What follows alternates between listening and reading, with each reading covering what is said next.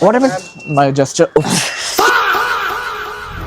25,000 kilometers on the XEV 9E Mahindra, which claims a range of 650 kilometers. This long drives in 6 months includes a lot of city drives and lot of long drives, lot of interesting things to talk about. Let's start. Hi Anuj. Hey, Krishna. So we are here to talk about your Mahindra after Tiago and Kona. I think I'll ask with this. The car has a lot of screens, great interiors, great drive quality, but if you have to introduce the car to someone, how would you introduce it like? I think the way to introduce this car is it's a complete package. For sure, it's a complete package in every single way because it's got the range, it's got the features, it's got comfort. So that's the simple way I'm going to talk about the car. But is that a driving car or a passenger car or the front passenger car? I think this is more of a passenger car because the driver doesn't really get to experience sharp turns or high speeds without feeling like he's going to lose control. So this is 100% a passenger car. Passenger is a front passenger because they have lot more luxury, lavish things, the screen, the ventilated seats and all, than the back passenger. Ah, any passenger because even in the back seat you have features, even in the front seat you have features, and the driver for sure is going to be entertained with just driving around the car.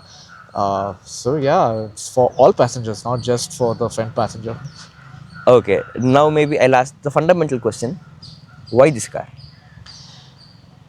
Most importantly, because it's an electric car, and it's a big car, so it has the space and the comfort, and without the compromise of low fuel economy or lack of power that most bigger cars have. Okay, how much range does it give? The car realistically gives around, depending on speed, you can say as much as 500 to 550 if you're really slow. At the speed I drive, which is much higher, above 120, I'll not say how much, but it's around 380 to 400, the worst range. But if That says you, something. yes, so if you really drive slow, like not more than 100, you can get easily 500 plus. And the car costed you 35 lakhs? Yeah, around 36 it costed. 36. What was the first thing that caught your attention that this is something that made you buy the car? So when we first considered the car, I think I was a bit skeptical about it because Mahindra is a company which we have never tried before. But then yeah, I was lucky enough to get a salesperson who was technically sound, who understood the most important part for me was not the fancy features, but rather the fact that it should be a proper EV first.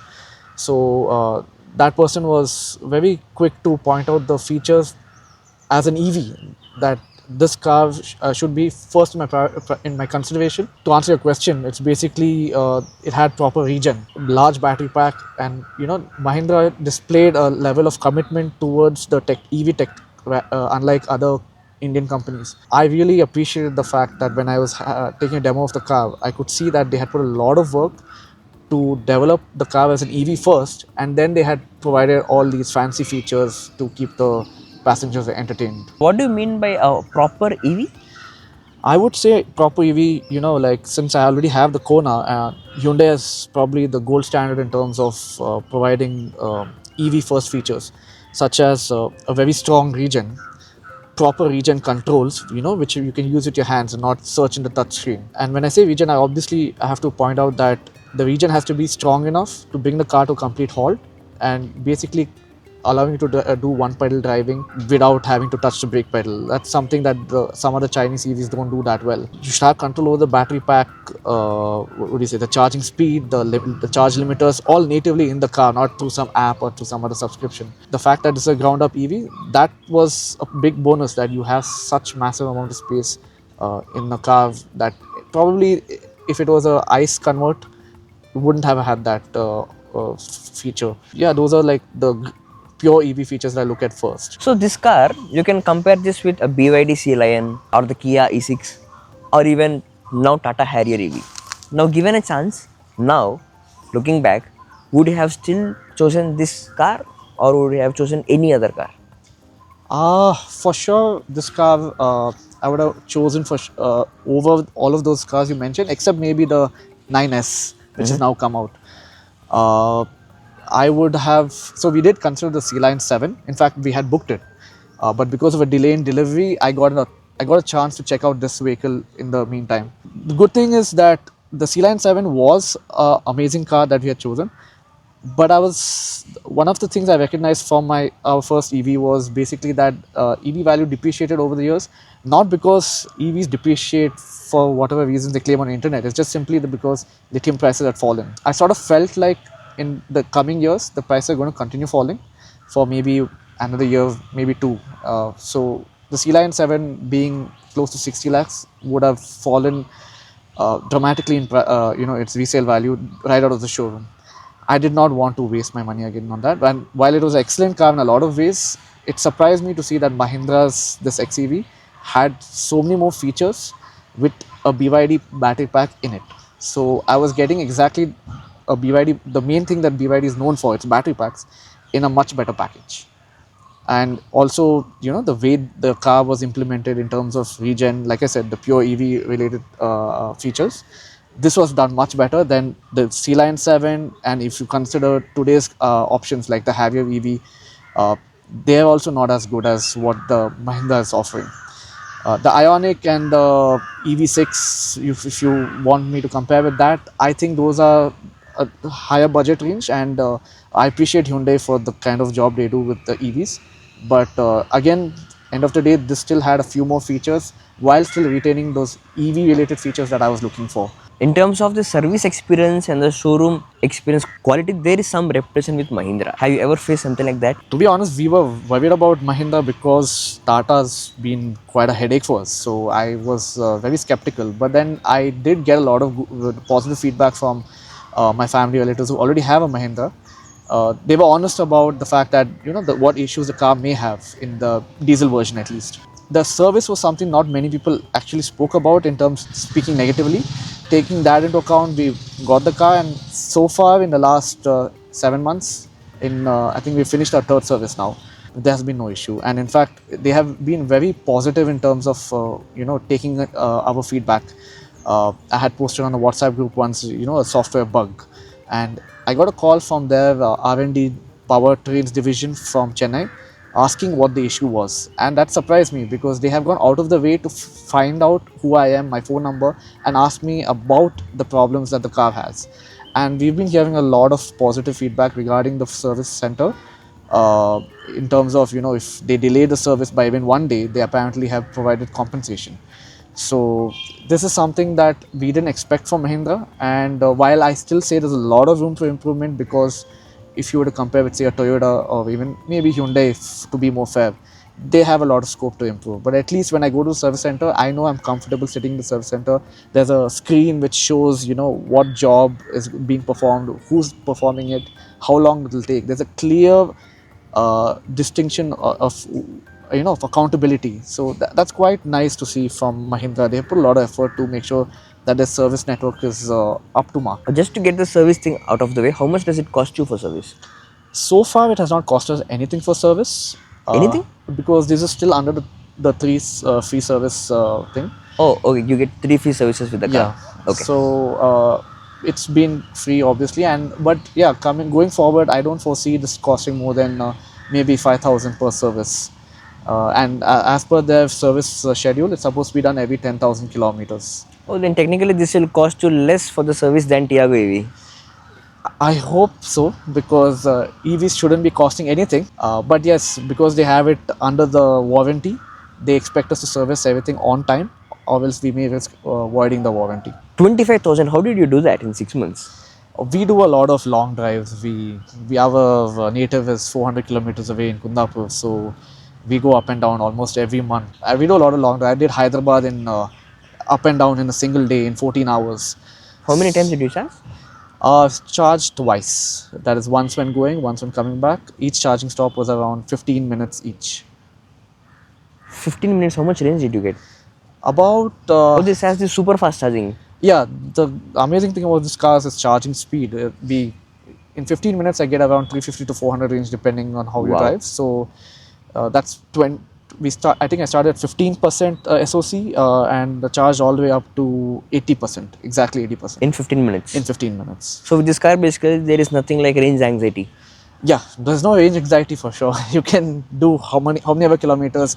In fact, I did this trip faster than I did in my Creta, which was a diesel car, and I don't drive slow. So I'm quite surprised I was able to beat my the time I would take in a diesel car. Wow. So XEV 9e is a smaller car or XEV 9s is a smaller car? I think both are almost the same, except the 9S gets the additional seats, which compromise a bit on the boot space. I think my 9E has a much bigger and usable boot space.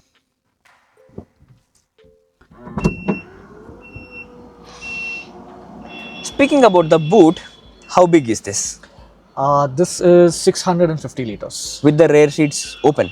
Yeah, as it is right now, as you see, this is 650 liters. But what is this doing in the boot? That is the middle headrest for the rear seat. We have to remove it and keep it in the back because as a driver, I am not able to see behind because of this. It's a very badly designed piece of, I don't know, safety, Oh. headgear, whatever you want to call it. So the rear visibility is affected with this. Okay. Is this the only storage that you get with the car or do you get any frunk also? Yeah, the car does get a frunk, a very massive frunk of 150 liters. That's the boot space of lot of cars. I'm not talking about Maruti. Yeah, so it's a total of 650 liters plus 150, easily 800 liters of boot space with the seats completely normal. And if you fold it, I don't even know how much that is.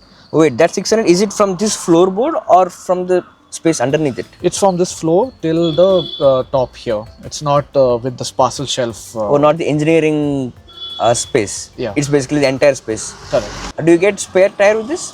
Yeah, we get a space saver spare tire, which is at least good enough for us because I think the other car I had mentioned, C-Line 7, they didn't get the full any spare tire, let alone a space saver one. Yeah. And as somebody who's had 2 sidewall punctures, I think I understand the value of having a spare tire on Indian roads. It's fine if it's not a full size. I'm okay with a space saver. At least get me to my next puncture shop. Just for the context, the sidewall punches are not in this car, they are on the Kona EV. Yeah, I've had 2 sidewall punctures on the Kona EV, and since then I've been worried about the possibility of getting stuck on a highway without any solution on just going to fix the tire. That video is over here. The home charger, do you get 3 kilowatt or 7 kilowatt with this car? As per government rule, we do get the 3 kilowatt charger with the car, but the 7 kilowatt and we had the option of choosing the 7 kilowatt and 11 kilowatt from Mahindra, but we opted not to since we already have another EV at home. We use the existing charger. That is 7 kilowatt. Yeah, that is 7 kilowatt. If you are supposed to get 11 kilowatt, how much does it cost from Mahindra's first 7 kilowatt and 11 kilowatt? I think the 11 kilowatt they mentioned 75,000 additional, and the 7 kilowatt was maybe around 50,000. I'm assuming you must have done the load adjustments to your home for 7 kilowatt. Yeah, our apartment thankfully didn't have that problem, so we were able to just directly fix a 7 kilowatt. So had I opted for the 11 kilowatt, which originally they tried to push it through, then we would have required to have done I think upgrade. We had to upgrade the line to 11 kilo to 3-phase connection, which would have costed quite a bit as far as I understand, and we would require NOC from the apartment. And there's a lot of work for the 11 kilowatt. So I think 7 kilowatt is good enough for this car. It charges up in around 8 to 9 hours at the worst. This boot has a gesture control, right? You have to move the leg under this part, it closes and opens. Yeah, the gesture control is there. It's very responsive and easy to understand. It's not been too hard to adjust to it. But do you actually use it? Very rarely, to be honest, but there has been 1 or 2 occasions, your hands are full, so you do end up using it. I wouldn't say it's necessary for any car though. Don't you think that makes more sense to have it in the front than in the rear, because you have a button here which is just a click, it opens with a motor, but there is no motor in the front for the frunk.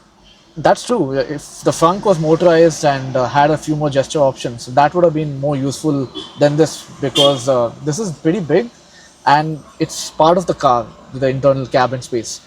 That is a separate booth altogether. So technically, I feel that's more practical, especially for daily use. But yeah, this is how they've designed and given the car. Okay, the frunk of this car, does that have the drain hole like in Tesla, you see? I don't know about Tesla, but yeah, this does have a drain hole if you were to put maybe ice or something with ice in there. If it melts, you will have the water drain out through the hole. We have not only put cooler stuff, we have put a whole bunch of coconuts. We have loaded that trunk properly and used it like a goods lorry. Oh. And does this car have vehicle to vehicle and vehicle to load charging? No, this is a feature that's missing in this car, which is a bit surprising because all EVs nowadays get vehicle to load at least, if not vehicle to vehicle. So yeah, while it's definitely a missing feature, I think I'm not missing it because we've never really had a requirement for it, and that's what Mahindra also used to justify the missing feature, saying that nobody really uses it. Exactly. Do you actually need to use it? I would say it's not doesn't cost them much to include that feature, so why not just provide it? Because that's a unique part of EVs that you can power your home using your car, and this is a massive 80 kilowatt battery pack. So if when I go to my native where we have power cuts regularly, it would have been nice to have been able to use my car to power my home for 2-3 days if needed. This is a family EV SUV, correct? Yeah. How spacious is the cabin? Before we check that, I just want to see how spacious will this become if I just pull this lever. This is a 60-40 split. How do I take this out? This is a bit.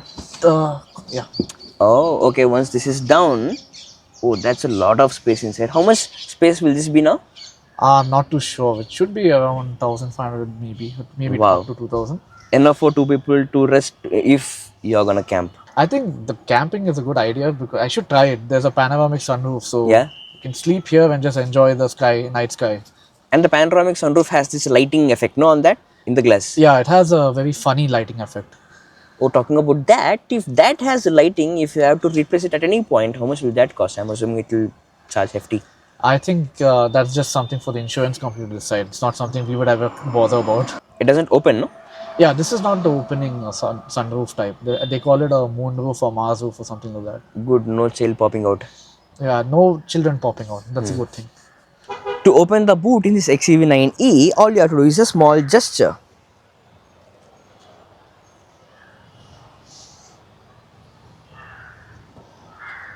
No, no. You just go like this. Ah, First time, your first opening, you did correctly. This after. and to close.